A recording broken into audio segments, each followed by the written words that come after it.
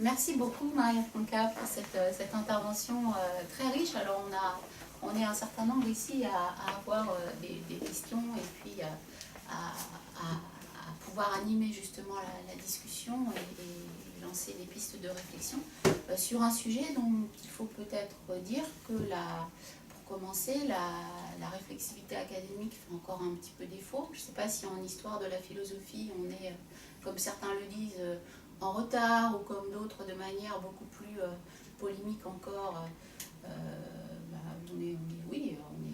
On manque de réflexivité académique sur nos propres pratiques, certains le disent en tout cas. Et du coup, cette opportunité aussi qui nous est donnée par ton intervention va nous permettre de réagir aussi à ce sujet-là. Peut-être que de manière très générale, moi j'avais envie pour lancer la discussion de revenir sur le point sur lequel tu as attiré notre attention au début sur l'importance des traditions culturelles nationales et particulièrement, donc, puisque tu évoquais la situation de l'Italie, je voulais te demander si dans ta propre pratique même d'enseignante, tu avais été confrontée à ces questions par tes étudiants. Et si le statut de l'Italie, l'état de l'université en Italie, aussi de l'enseignement de l'histoire de la philosophie en Italie, avait participé de ta décision de mettre ce sujet au centre de ton travail de manière encore plus explicite qu'auparavant, même si on en voit très bien la continuité avec l'ouvrage sur Descartes notamment.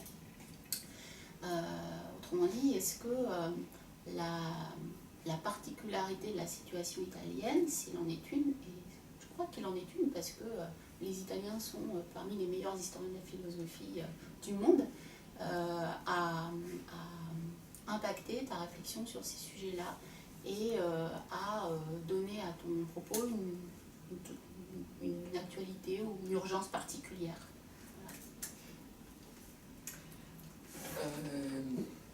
Merci. En fait, c'est une question au cœur de mon travail. Et même si c'est-à-dire qu'il est visible dans mes recherches, dans les recherches d'histoire de la philosophie que j'ai conduites, et qui est visible aussi dans l'activité didactique que je fais. J'enseigne l'histoire de la philosophie dans mon université depuis toujours. Et histoire de la philosophie générale. Et donc, que dire en Italie, l'histoire de la philosophie a eu une importance absolument fondamentale. Et dans les statuts universitaires, et dans la production scientifique tu dis que nous, on est les meilleurs historiens du monde, mais bon, on a eu des bons historiennes. Bon. Notre formation est historico-philosophique, ça c'est évident.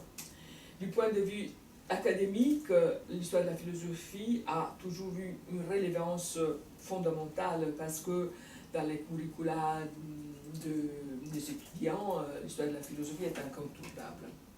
Lorsque j'étais à l'université comme étudiante, je faisais 2 ans d'histoire de la philosophie et il y avait aussi un choix très large entre l'histoire de la philosophie ancienne, moderne, contemporaine,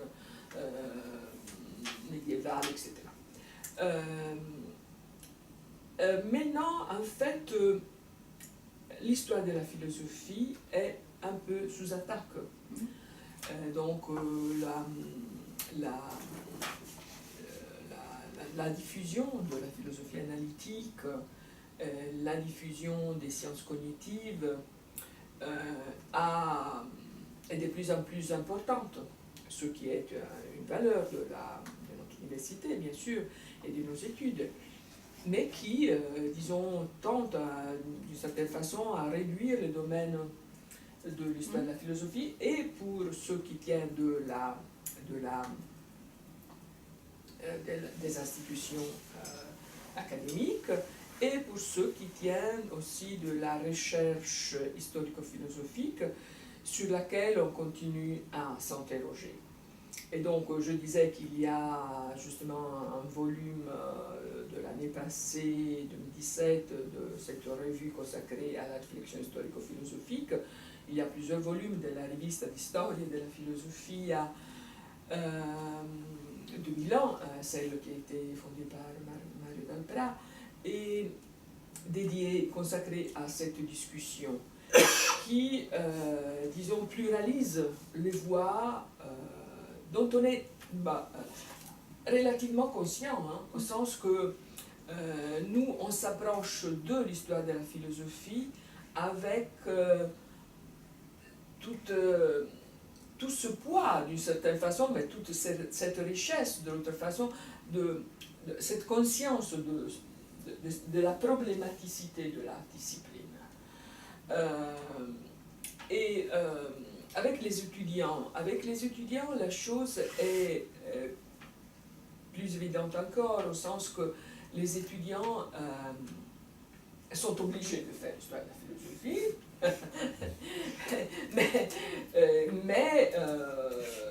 et donc les étudiants de philosophie sont obligés, les autres étudiants ont la possibilité de choisir entre d'autres disciplines, la philosophie morale, la philosophie théorique, l'histoire des sciences, etc.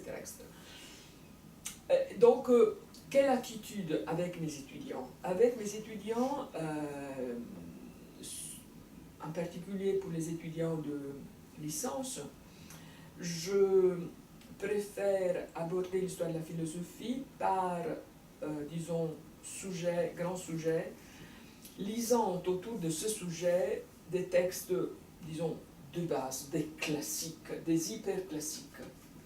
Par exemple, lorsque je fais l'histoire philosophique du sujet, cette année, je fais l'histoire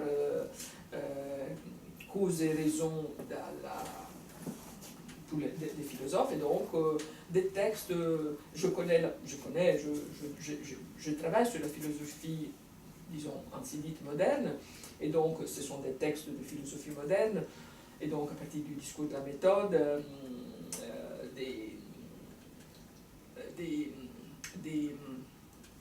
de l'éthique, bien sûr, de Hume, donc je mets à disposition une certaine quantité de textes que mes étudiants doivent lire à la première personne. Donc ça, c'est incontournable. Et j'offre aussi un petit recueil, Diego donne à me dans ce travail de reconstitution de ce problème dans l'histoire et dans l'histoire passée, dans l'histoire de la philosophie ancienne et Moyen-Âge, et dans l'histoire contemporaine à laquelle j'arrive avec une certaine difficulté. Que dire et donc, et je vois que de la part des étudiants, il y a vraiment une attention au classique. Je n'hésite pas à offrir des textes difficiles, l'éthique, les dialogues de Hume, les méditations de Descartes, qui lisent sur le texte, qui lisent de façon très contraignante sur le texte, s'ils sont en mesure de le lire dans la langue originelle, je prône cette attitude, parce que je pense que le langage est absolument incontournable. Et donc l'année prochaine, je ferai un cours, bon, on a proposé de faire un cours pour les étudiants de maîtrise, des lectures dans la langue originelle des textes de la philosophie, Classics in the History of Philosophy. Bon, quelle attitude?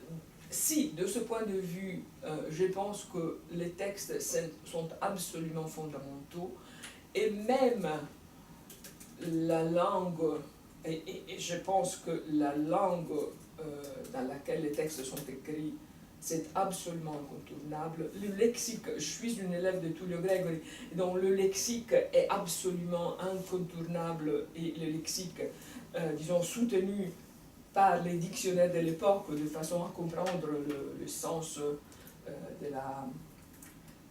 des mots et les torsions éventuelles que le philosophe opère sur les mots traditionnels. Du point de vue de la réflexion méthodologique, lorsque j'écris l'histoire de la philosophie, je pense que je donne de toute façon la priorité, je ne sais pas si je suis avec Skinner, mais bon, je partage une partie de cette position, c'est-à-dire d'examiner le texte et les textes de chaque philosophe dans la perspective des projets que les philosophes ont réalisés par ces textes. Le texte dit beaucoup de choses, mais il ne dit pas tout. Et donc, je pense que les textes ont besoin d'être soutenus par des paratextes, par exemple la correspondance, les réseaux des autres textes contemporains. Bon, les cas Descartes, c'est un cas facile, je crois, parce qu'en fait, dans la correspondance, on trouve toujours des prises de position sur les sens de ces ouvrages. Et donc, les textes, la langue, les genres littéraires, je trouve que c'est absolument fondamental, et je trouve que c'est un sujet, à mon avis, à étudier les genres littéraires de la communication philosophique est absolument fondamental, à mon avis, parce que c'est une chose différente que d'écrire des méditations en latin pour les docteurs de la Sorbonne, que d'écrire un discours de la méthode en français pour les artisans et les femmes aussi, comme le dit Descartes. C'est absolument fondamental que d'écrire une éthique more geométrique en latin. Le more geométrico, le mos geometricus n'est pas extérieur à la philosophie elle-même. Les genres littéraires est incarné d'une certaine façon dans le projet et dans la philosophie de ces philosophes. Et donc, dans le cadre de ces projets des philosophes, j'examine un peu les textes comme, disons, orientés vers ce projet. Et dans ce sens, j'essaie de démonter un peu les ouvrages philosophiques, les ouvrages des philosophes, avec une sorte d'attitude artisanale un peu, disons, de montage, pour voir quels arguments à disposition de ce projet, quelle thèse à disposition de ce projet, quelle torsion du langage pour réaliser ce projet, dans quel contexte ce projet se donne et quels sont enfin les possibles résultats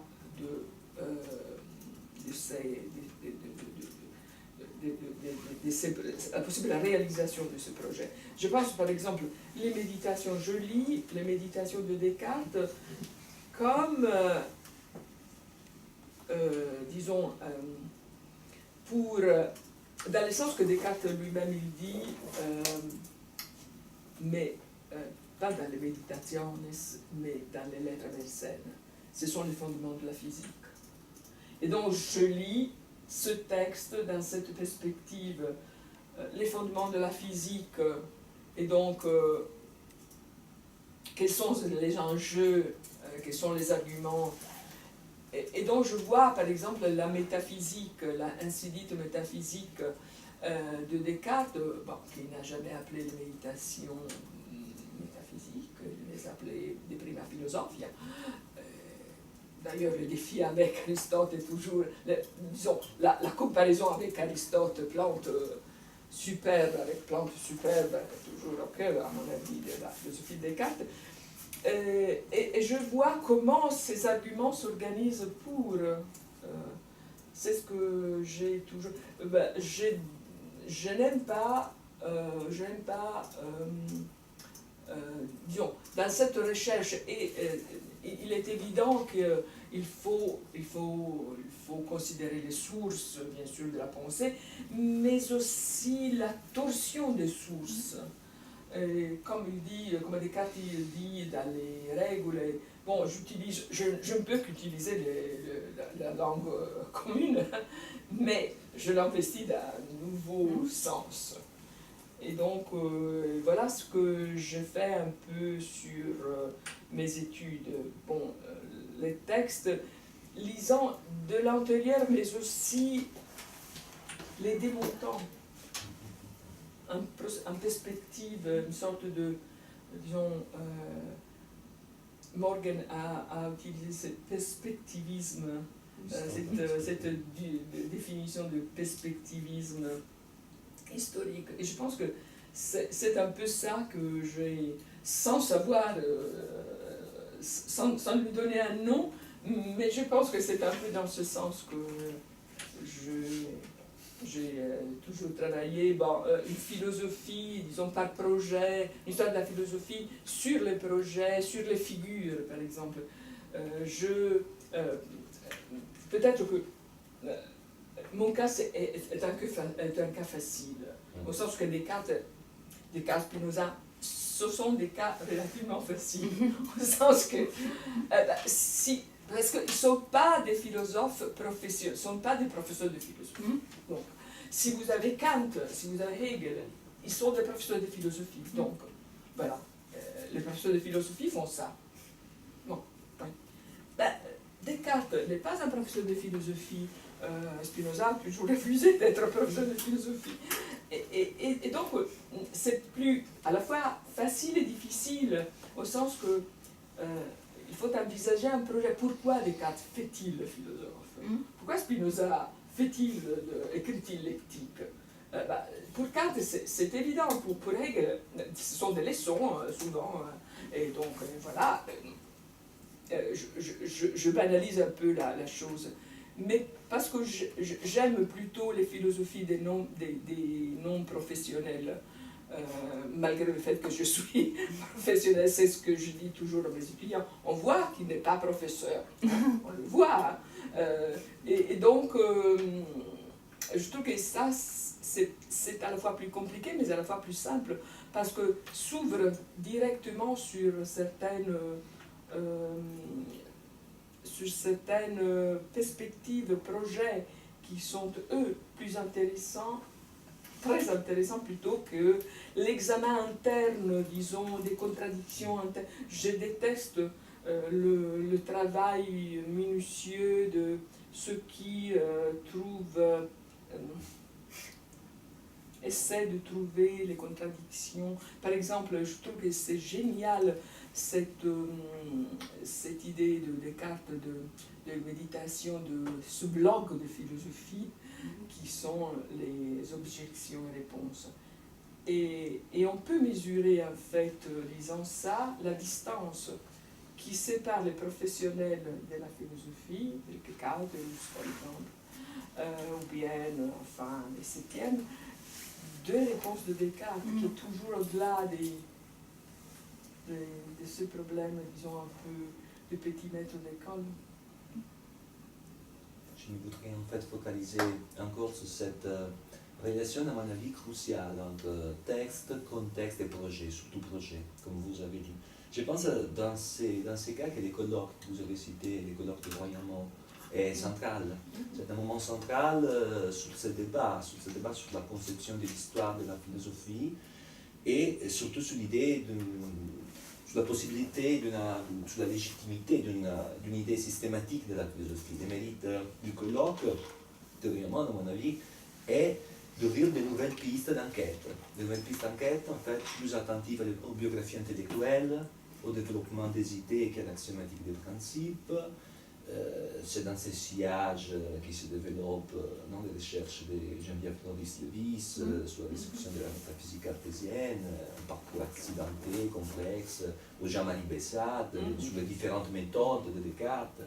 Et donc une histoire de la philosophie conçue en fait comme une pratique de démontage et reconstruction des arguments des lexiques et des philosophes qui pensent la philosophie comme une pratique, l'histoire de la philosophie comme une pratique qui interroge non seulement les textes comme tels, mais aussi comme des essais de conceptualisation et de réalisation, ou d'échec parfois, des projets philosophiques. Donc, oui, le problème principal, à mon avis, est aussi de prêter attention à l'histoire de la philosophie comme une histoire, des projets, des problèmes qui donnent le sens à la pratique historiographique. Et donc, oui, par exemple, penser la philosophie de Descartes comme un itinéraire de recherche, comme l'avait appelé Beck, par exemple, pas comme un système rigide, un itinéraire de recherche qui ne se compose plus de projets inachevés ou que des projets officiels. Comprendre cet enjeu entre... Oui, de livre ne pas écrit, je désirais écrire l'histoire des livres que Descartes n'a pas écrits. Il passait à son époque comme un grand prometteur, donc une sorte d'imposteur qui promettait ici. Et donc, combien de livres il a annoncé, il n'a pas écrit, il n'a pas terminé, il n'a pas publié. Donc, que de penser des Descartes inscrits dans la philosophie classique, oui, bien sûr, du point de vue chronologique, et un peu là, ça s'en passait, mais combien de genres littéraires a-t-il tenté? Et par exemple, dans les dernières lettres, où il est disposé même à revenir sur ses idées, par exemple, de penser, par exemple, dans les lettres à Moore, lorsqu'il décide enfin de dire « bon, la matière est infinie », de dépasser toutes les... disons, d'arriver d'une certaine façon à élargir ses intérêts, par exemple pour les passions de l'âme. Où est-il un système cartésien? Je ne pense pas qu'il y ait. Si on pense à la métaphysique par la méthode du 37, puisque la méthode est en large partie différente de la métaphysique des méditations. La sixième méditation, qui est une méditation de philosophie première, pas de métaphysique, sur l'union de l'âme du corps, n'est pas présente, par exemple, dans la quatrième, parce que, évidemment, dans la quatrième partie du discours de la méthode, il s'agit de la métaphysique, donc on ne peut pas faire entrer dans la métaphysique l'homme en tant que tel. Par exemple, l'ordre des preuves de l'existence de Dieu, dans le discours de méditation, les preuves a posteriori et après la preuve a priori. Dans les principia, la preuve a priori est la première, parce qu'évidemment, il s'agit de principia. Et donc, l'usage du terme substance, toujours si délicat chez Descartes, qui n'ont jamais utilisé ce terme pour l'âme et le corps en latin, c'est seulement en français qui dit substance qui pense. Et au contraire, toute la discussion dans les principia sur la notion de substance. Donc, je trouve que cette façon d'approcher les textes philosophiques, d'écrire l'histoire de la philosophie comme une sorte de tribunal où l'on juge si le philosophe a été cohérent ou pas, c'est une façon un peu, disons, qui ne m'intéresse pas, disons. Donc, voilà. Surtout en considérant que ces philosophes du XVIIe siècle, je pense Descartes, Spinoza, n'avaient jamais posé la philosophie sous l'égide des systèmes. Donc, c'est pas intéressant peut-être de considérer ou de juger par rapport à la notion des systèmes. Ils ne sont pas des philosophies des systèmes. Oui, par exemple, Spinoza dit, non, toute ma méthode, il n'y a rien d'autre qu'une connaissance réflexive, ou dérivée. Donc, oui, rien à voir avec un Descartes, système. dans l'entretien avec Burman, Justifier une physique à partir de l'idée change l'idée éternelle. même l'arbre de la philosophie. Il arrive à changer l'arbre de la philosophie. Il dit, bah oui, Bien sûr. ça c'est pas intéressant, le problème c'est la médecine. Et là, toute sa vie, il a Ah oui, travaillé bien sur sûr. la médecine. Les sciences prennent les sciences. Moi, mais si tu voulais réagir. Oui, en fait, je voulais bien revenir un peu pour prolonger ce qu'avait dit Delphine tout à l'heure. Parce que tu as dit quelque chose sur le contexte institutionnel, pédagogique, etc., pour la tradition italienne. Et c'est juste ça, je crois que ça va révéler mon ignorance de la tradition italienne, c'est que disons, les orientations théoriques qui font que dans la tradition italienne, est-ce en tant qu'historien de philosophie italien, on se conçoit comme faisant de la philosophie? Parce que si on va dans la tradition anglo-saxonne, vous savez, tu as évoqué Skinner, je veux dire, ils ont la vie facile parce que les contextualistes sont réfugiés dans les départements de l'histoire, donc ils n'ont plus de problème. Ils n'ont plus de problème de justification, effectivement. Ils n'ont pas besoin de justifier. Ils ont juste à développer des manières d'interpréter historiquement. Or, pour nous, en France et en Italie, on est toujours, pour ainsi dire, pris entre deux chaises. Hein. D'un côté, on doit développer des formes d'interprétation qui sont pour nous authentiquement historiques. On fait de l'histoire, de la philosophie. D'un autre côté, on se sent aussi obligé, parce qu'on se retrouve dans des départements de philosophie, de nous justifier philosophiquement comme faisant de la philosophie, en faisant de l'histoire. Et en France, évidemment, il y a une tradition très développée pour ça, qui est la tradition que je connais, voilà, à partir de Delbos, Guiraud, Alquier, etc. Tous ces historiens philosophes, comme disait Merleau-Ponty. Donc il y a énormément. Mais comment ça se présente en Italie, effectivement? Parce que justement, en Italie, parce que l'histoire de la philosophie est quelque chose qui est enseigné dès le début, comme étant presque l'évidence même que l'histoire de la philosophie, est-ce qu'il y a le même sentiment d'un besoin de se justifier? Le fait qu'on fait de la philosophie en faisant l'histoire de la philosophie, est-ce que ça va de soi?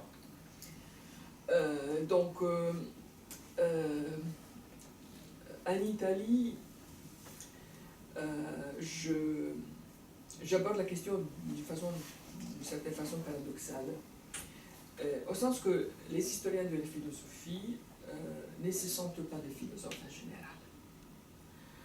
Au sens que, comme le disait d'une certaine façon Montaigne, on a déjà eu tellement de philosophes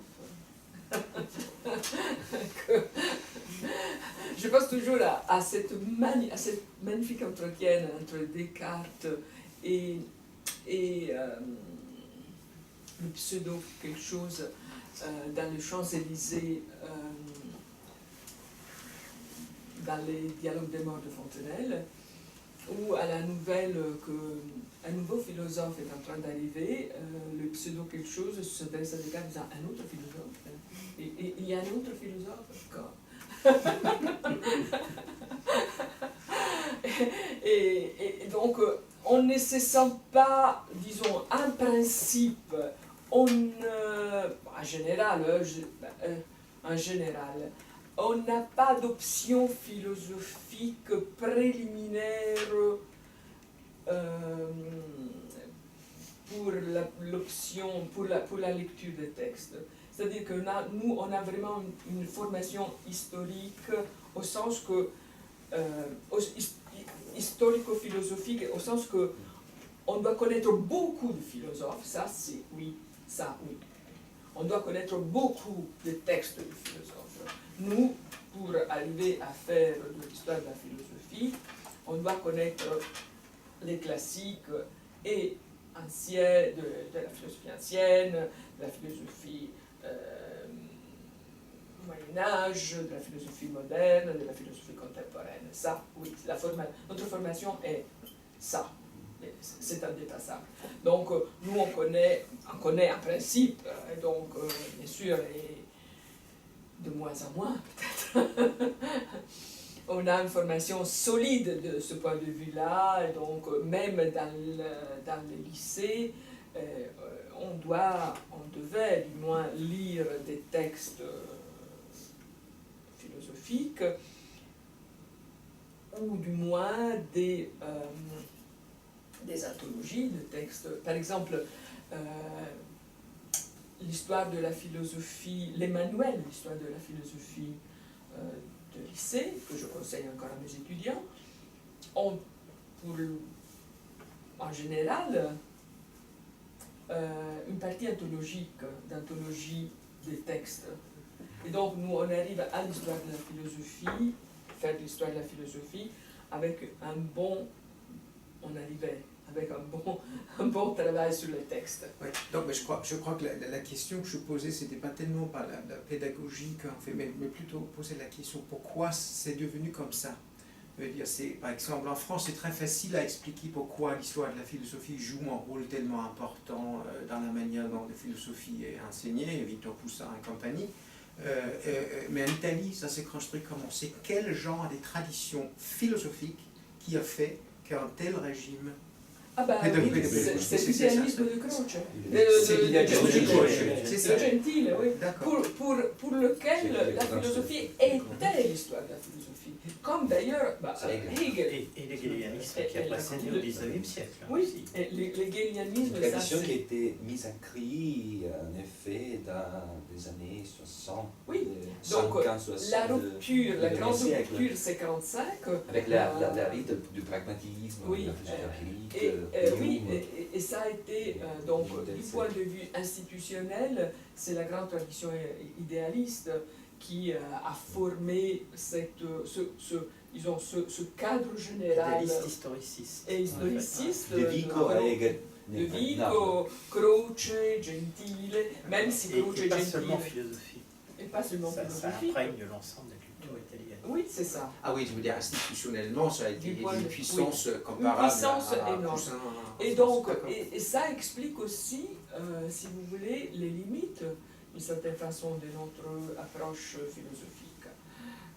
Au sens qu'à un certain moment, il y a eu donc la diffusion, la philosophie jusqu'à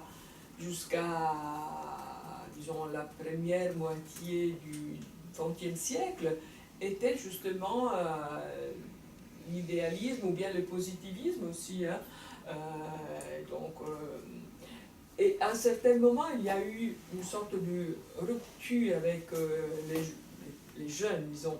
À ce moment-là, c'était Garin, c'était Dalpra, c'était Abbagliano, qui ont commencé à multiplier les traditions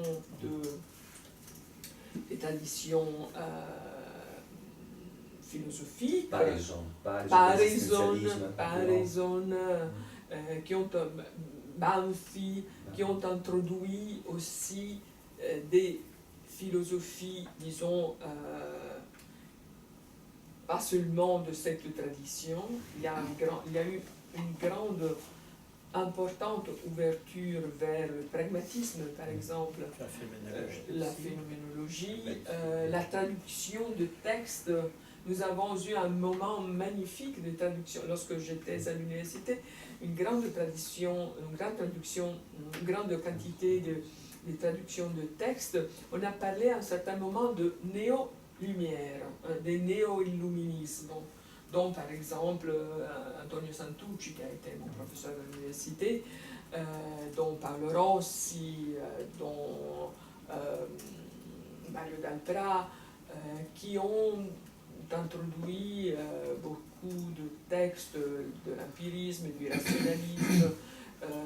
Et à côté de cette nouvelle, disons, tradition de lecture, mais toujours dans l'idée que l'on fait d'une histoire de la philosophie, hein, toujours dans cette idée de n'être pas philosophe à la première personne, mais toujours d'être historien de la philosophie, avec cette attention au texte, au contexte et à la valeur que les textes ont eu dans la culture, que ces textes philosophiques ont eu dans la culture, disons, dans la culture. Voilà. J'essayais de dire européenne, mais c'est plutôt occidental.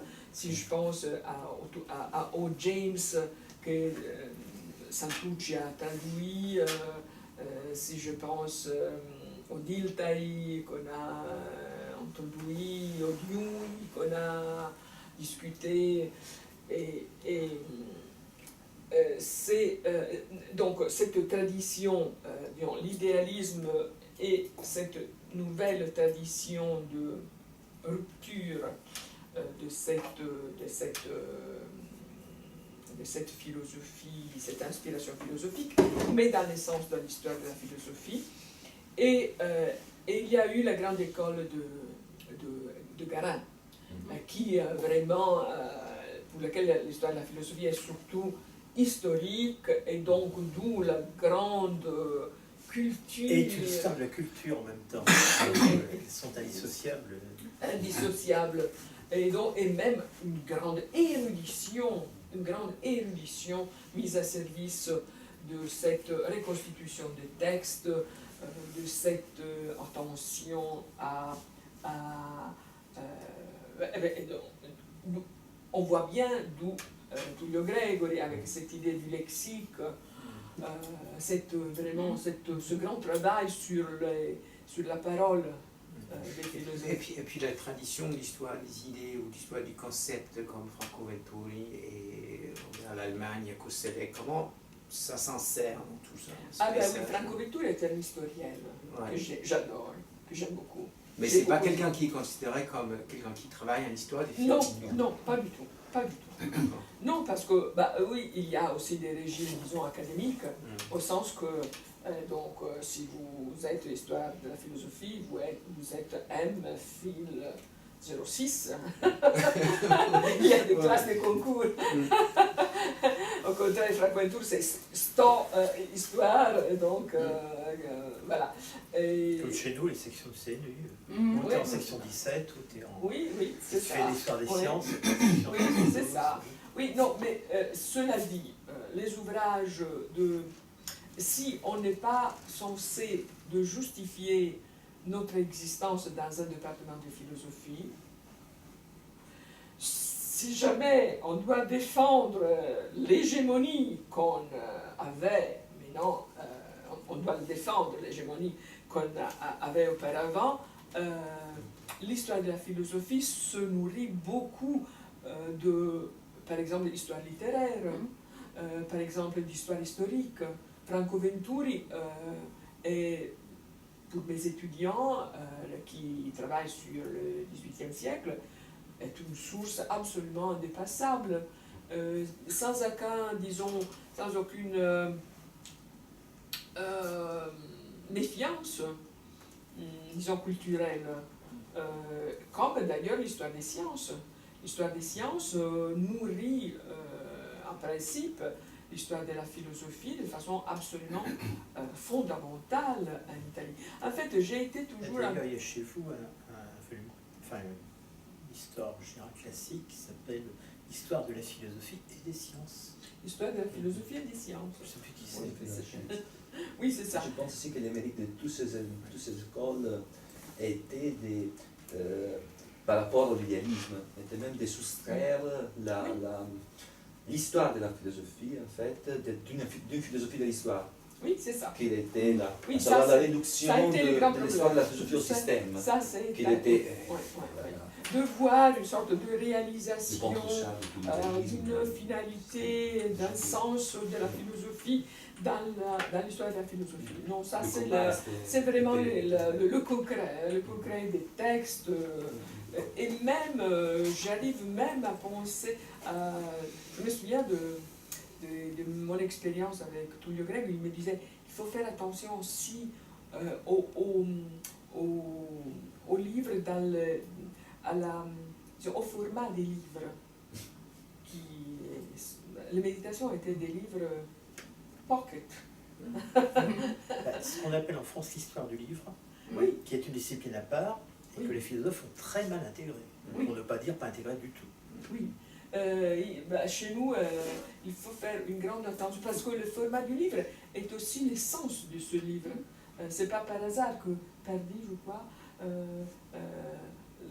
lorsqu'il avait vu, cette cartésienne, lorsqu'il avait vu l'édition de méditation, il dit « Ah bah oui, c'est un beau livre pour la semaine de Pâques ».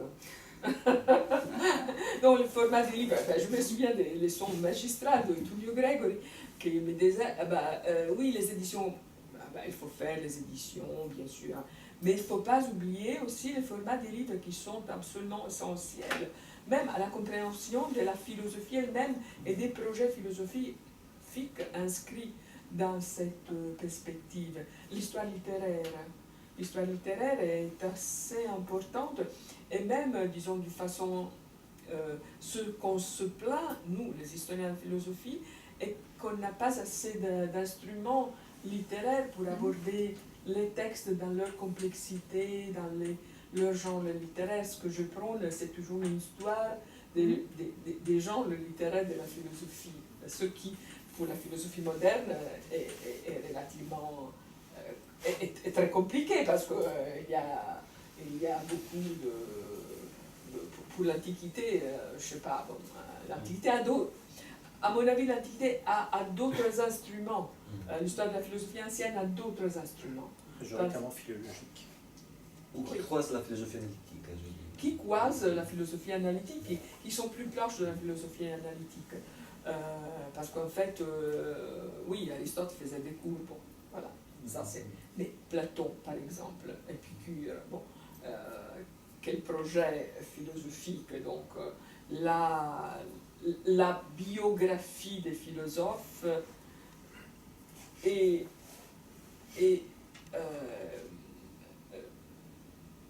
peut-être moins, je sais pas, bon. Mais pour nous, par exemple, les biographies des philosophes sont essentielles. Le cas de Descartes, le cas de Spinoza, c'est évident. Le cas de Leibniz, c'est évident. Que la biographie devienne pensée aussi, hein, devienne un accès à la philosophie de nos philosophes. Et donc, en Italie, il y a une sorte, oui, nous avons une expérience relativement riche de réflexion sur ces problèmes. Et le problème, c'est que maintenant, nous devons...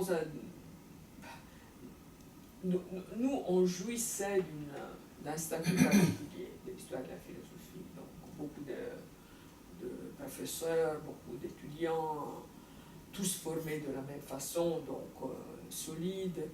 Maintenant, la chose commence à être un peu plus compliquée, au sens que les nouvelles disciplines philosophiques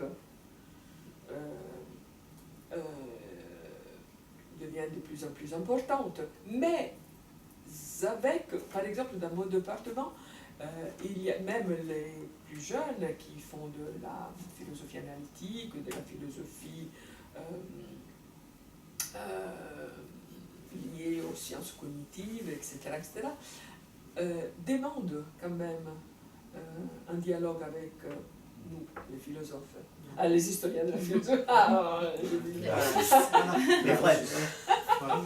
Je vois juste une chose, ce point-là, je voudrais juste revenir à quelque chose que disait tout à l'heure, qui concerne le fait que la méthode en histoire de la philo, souvent, au moins dans les contextes français, j'ai aussi l'impression, d'après ce que tu dis, dans les contextes italiens, très vite devient une sorte d'accumulation d'outils de lecture.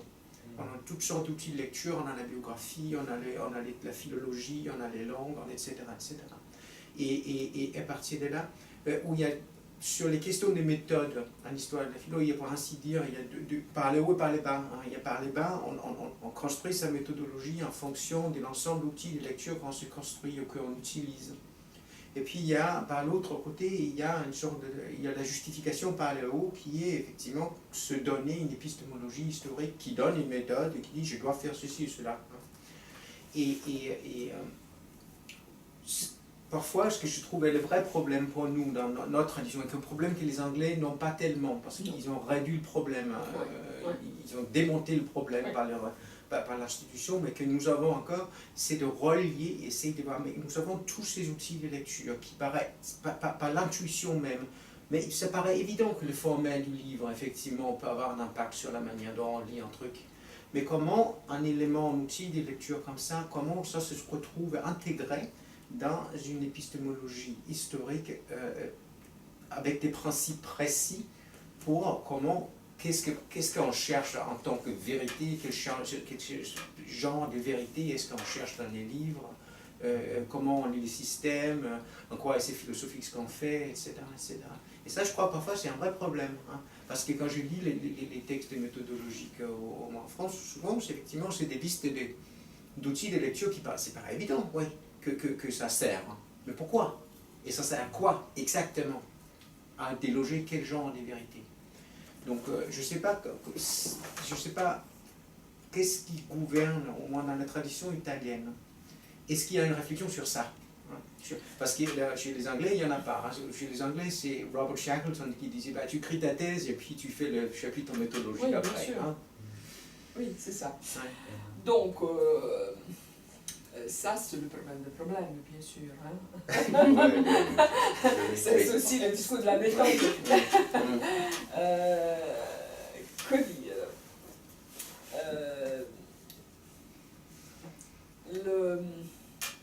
disons, ce que tu dis, oui, c'est en fait l'état des choses. Au sens que nous, on utilise beaucoup d'instruments d'accès au texte et aux philosophies. Mais est-ce qu'on est obligé... donc, tu utilises un mot un peu délicat, c'est-à-dire la vérité.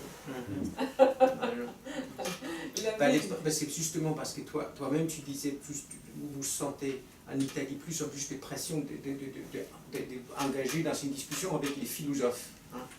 Et si on s'engage dans cette discussion avec les philosophes, bah, ça se pose, hein, cette question de vérité, oui, tout d'un coup. Au sens que ce que l'histoire de la philosophie cherche, est-ce la vérité de quelque chose? Ou bien est-ce de comprendre le geste philosophique avec toute la position, disons. Et les projets qui guident. Et les projets qui guident le travail, la manipulation, l'éthique de chaque philosophe. Les philosophes. Est-ce que je vais chercher chez Descartes la vérité de quoi? Donc là, on rebondit sur elle qui est Giroud. Oui. Je vais chercher chez Descartes comment un intellectuel de son âge agit dans ce contexte pour résoudre des problèmes. Par exemple, le problème du scepticisme. Il est un savant.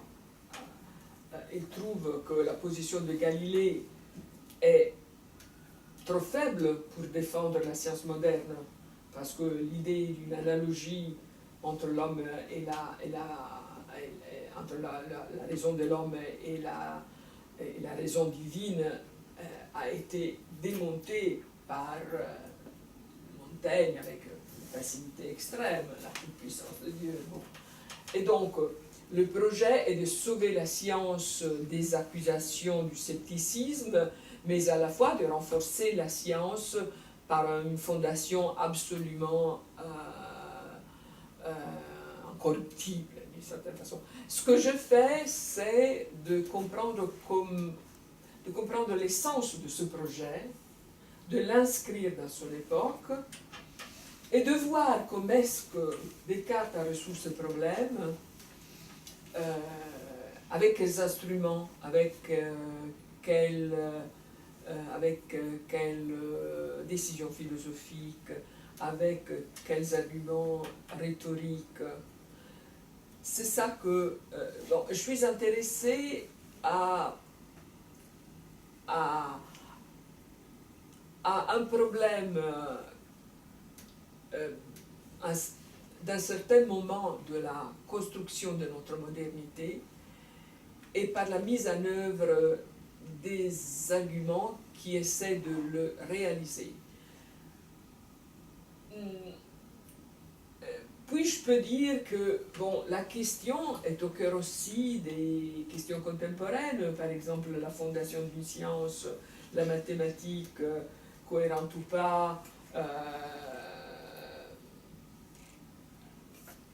Mais ce qui m'intéresse, c'est disons,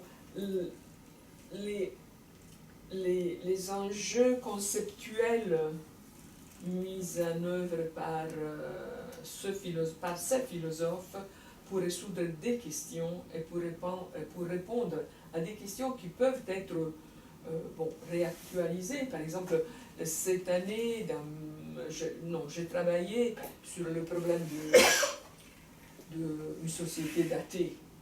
Donc, une société datée, belle, la quantité des pensées sur la comète, qui engage un certain nombre de réponses, des réactions qui, à mon avis, peuvent avoir une valeur, je ne sais pas de vérité, mais une valeur conceptuelle et idéologique, même pour notre temps, pour notre... C'est ça que je fais. Je ne travaille pas tellement sur la notion de vérité, mais je travaille plutôt sur la notion de projet, signification de ce projet, interrogation, questionnement d'un problème. Oui, mais il faut peut-être distinguer, je crois que c'était d'ailleurs assez implicite dans ton exposé tout à l'heure, et puis maintenant dans ta réponse. Quand on fait l'histoire de la philosophie, on s'intéresse à deux choses. À ce que disait Moen, c'est-à-dire le projet du philosophe, c'est-à-dire la recherche de la vérité, parce qu'en gros, il disait pas toujours comme ça ou avec des variantes, et puis le résultat de fait de sa recherche, qui n'est pas la vérité, mais qui est la production d'un certain nombre d'instruments intellectuels. Oui, c'est ça. Et faire l'histoire de la philosophie, c'est se demander comment les philosophes fabriquent ces instruments intellectuels et qu'est-ce que deviennent ces instruments intellectuels après. On pourrait dire une philosophie, la puissance de philosophie, c'est le fait que ces instruments intellectuels demeurent après la mort du philosophe et qu'ils peuvent être transformés, utilisés par d'autres, contredits, etc., etc. Exactement comme l'instrument matériel. Spinoza fait la comparaison entre les deux quelque part. Et je crois que ça résout un peu le problème, c'est de résoudre le problème du rapport entre la philosophie et ses extérieurs et ses mondes extérieurs. C'est-à-dire que la plupart des instruments intellectuels que forment les philosophes, ils les forgent pour répondre à des problèmes qui ne sont pas des problèmes philosophiques, qui sont des problèmes surgis dans les sciences, dans la religion, dans la politique, dans les arts, et pour répondre à ces problèmes non philosophiques, ils les traduisent dans un langage qui ne leur est pas donné d'emblée. Ils ont un lexique qui leur est donné, justement ils transforment ce lexique pour pouvoir traduire ces problèmes en problèmes philosophiques, les leurs. Et je crois que c'est là qu'on retrouve l'intérêt de la systématicité, c'est-à-dire la cohérence de philosophie ou sa systématicité, c'est précisément l'effort qu'elle fait pour résoudre avec des instruments philosophiques plusieurs problèmes extérieurs à la fois, pour résoudre à la fois un problème scientifique, un problème politique, un problème religieux. Et l'intérêt de poser la question de la cohérence, c'est montrer justement là où c'est incohérent, là où ça achoppe. Et là où c'est achoppe, c'est là où on voit quelle est au fond la commande sociale qui est faite aux philosophes et à laquelle il répond. Et plus c'est difficile de répondre, plus ça indique l'acuité du problème qu'il est en train de résoudre. Oui. Donc là, je dirais l'intérêt de la systématicité, c'est de montrer les moments où elle se heurte à une difficulté. Oui. Et donc les moments où le philosophe est forcé de reconfigurer ce qu'il avait essayé une première fois, alors 2 fois, 3 fois, 4 fois. Hein. C'est ça. À chaque fois, on montre qu'il y a un effet de réel qui est là, qui vient d'une aporie scientifique ou d'un dogme religieux ou d'une difficulté politique. Et pour les insérer dans le système, il est obligé de recomposer son système, d'étendre ses concepts, etc. etc. Oui. Et c'est ça qu'il laisse à ses successeurs.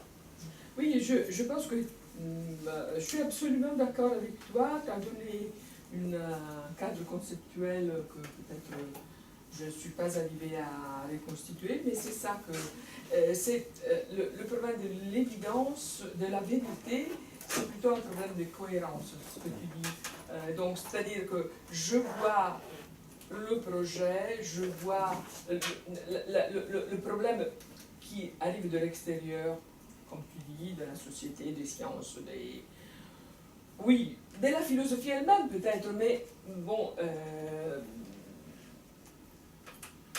de façon moins... ça dépend évidemment des philosophes.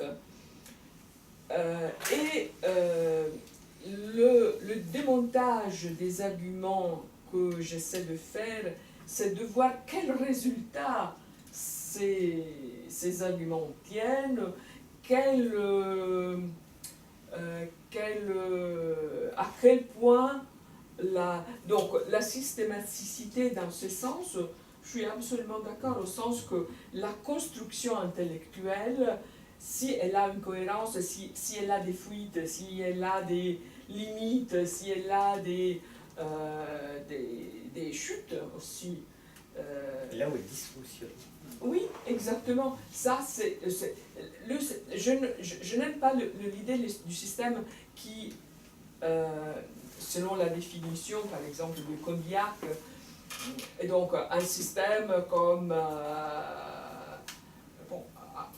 la critique de Condillac au système est très profonde, très forte, mais l'idée qu'un système soit une construction à partir de principes, une déduction en chaîne de tout ce qui est implicite, je trouve que ça, c'est pas... ou bien à la déroue, d'une certaine façon, l'ordre des raisons. Donc, comme si Descartes avait structuré sa philosophie, et donc il faut bannir les textes, il faut bannir des textes certaines choses, ou bien en introduire d'autres. La systématicité au sens que les textes présentent une sorte de complexité d'arguments, enchaînés selon certaines règles, et à partir de ça, je peux évaluer au sens de la cohérence, pas de la vérité, mais de la cohérence interne et de la réalisation possible de ce projet. Et ça, je trouve que ça, c'est vraiment le geste historico-philosophique qui...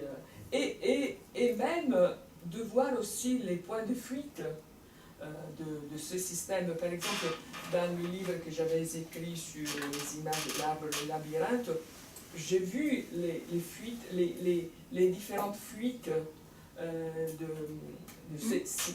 cette cohérence ou pas de la philosophie de Descartes vers et la richesse aussi des limites, la richesse aussi de certaines interprétations qui vont au-delà et qui s'insèrent sur les points faibles des systèmes. Par exemple, le dualisme, c'est évident. Pour Descartes, c'était pas un problème, mais pour sa postérité, c'est le problème des problèmes cartésiens, toujours très actuel, toujours très actuel. Si on a des textes de Carl par exemple. Mais c'est ça ce que je trouve que c'est intéressant. Et c'est ça et c'est dans cette perspective que je trouve que l'histoire de la philosophie puisse encore avoir une dignité qui est souvent contestée, parce qu'en fait, on nous accuse d'être antiquaires, d'une certaine façon, d'être des muséographes, des historiens, des philosophes. Mais c'est déjà pas mal d'être un muséographe. Oui, d'autant plus que... comme il y en a de mauvais. Il y a un magnifique article d'Anne Garber qu'il a publié sur la liste d'histoire de la philosophie en Italie, où il prône pour une histoire de la philosophie antiquaire, sans avoir... antiquaire, c'est une provocation, bien sûr, ce qu'il dit, mais comme il conclut disant, bon, nous faisons une histoire de la philosophie historique au sens... nous ne prétendons pas interpréter les philosophes à partir d'une philosophie que nous avons, ni d'une théologie de l'histoire de la philosophie. Je vous l'avais déjà dit, dans les couleurs régulièrement. Oui, oui, bien sûr. Mais non, mais la provocation de se définir définir un antiquaire, c'est pas mal. Mais de toute façon, il y a une raison pour faire l'éloge de l'antiquariat et de la muséographie, c'est que les gens qui prétendent ne pas en faire, les gens qui prétendent qu'eux, ils ne font pas histoire de philosophie, ils pensent directement les problèmes, etc., d'une part, de temps en temps, on a l'impression qu'ils découvrent l'eau chaude, Oui, c'est ou ça. qu'ils inventent la brouette, en disant « Regardez, j'ai découvert qu'il y a la Melchior, chic. » Bon. Et d'autre part, malgré tout, ils ne peuvent pas s'empêcher de temps en temps de faire des interventions à l'histoire de la philo.